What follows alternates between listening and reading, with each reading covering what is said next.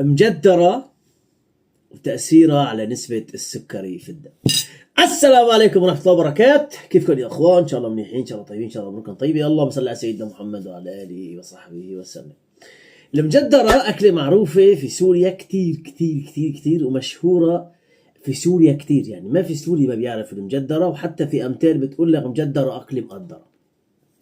طبعا بلبنان بيقولوا عليها مجدرة، بالأردن ما بعرف ايش بيقولوا عليها، بفلسطين بيقولوا عليها مجدرة، بس مثلا بمصر، دول الخليج، بالمغرب بلاد المغرب العربي ما بعرف شو بيقولوا عليها. بس هي المجدرة عبارة عن رز وعدس، يعني كاسة عدس بحطوا لها مقابلها 3 كاسات، كاستين رز، يعني تلت عدس تلتين رز. يعني انا هلا بدي اكل 150 جرام مجدرة، 50 جرام عدس مطبوخ، و100 جرام عدس مطبوخ من بعد عدس رز مطبوخ، يعني مش قبل الطبخ.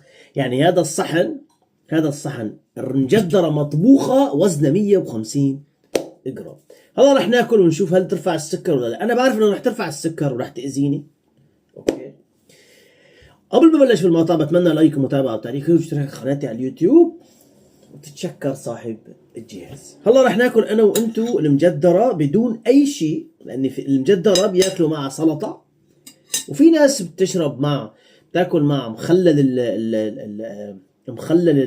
اللفت، وفي ناس بيشربوا معه عيرون. انا ما راح اشرب معه شيء عشان نشوف تاثيره على نسبه السكري في الدم. هلا راح ناكل ال 150 جرام المجدره ونشوف هل ترفع السكر ولا لا.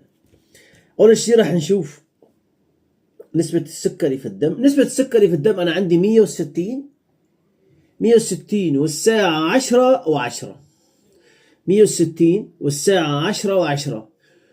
وبدي اياكم تكتبوا لي ليش سكري عم بيطلع عالي. انا بعرف ليش سكري عم بيطلع عالي، بس ما راح اقول لكم. انا بدي تحزروا انتم ليش سكري عم بيطلع عالي، مع انه انا صايم، يعني صايم ونايم وهلا فوت. هلا رح ناكل انا وياكم المجدرة، الاكله المقدرة. سمي بسم الله. طبعا ما بعرف ايش اسمها ببلدكم، كل دولة بتسميها شلون، بس هي رز وعدس، رز وعدس. سمي بسم الله وناكل ال 150 جرام وبنسرع لكم الفيديو.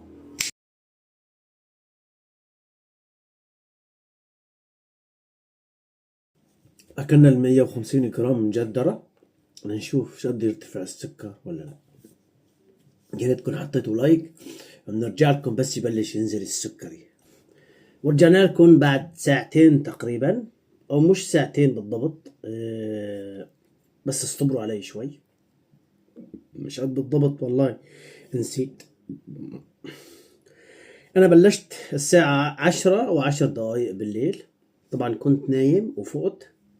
اوكي، ارتفع السكر اكتر شيء لل 304، بس ايمت الساعة 11 و25 دقيقة، يعني تقريبا بعد حوالي ساعة وربع بالضبط ارتفع السكر اكتر شيء لل 304. المجدرة مع انه طبختها بزيت زيتون، المجدرة فيها رز، والرز مع انه انا اكلت 150 جرام رز، يعني ما اكلت كثير، يعني ما راح تشبع انسان. اذا واحد يبرك ياكل مجدرة، انسان ما راح يشبع اذا ما اكل صحن كامل.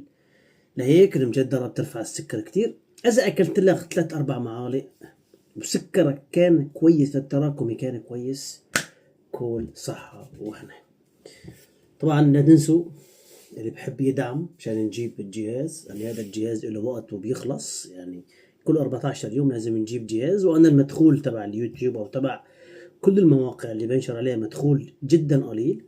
لهيك اللي بحب يساوي خير، بحب يدعم، بحب يشارك، انه ننشر التوعية بأمراض السكر للناس، يحكي معي، لا اما على الخاص، لا اما على الانستغرام، لا اما يبعث لي على البايبال، لا اما يبعث لي على العملات الرقمية.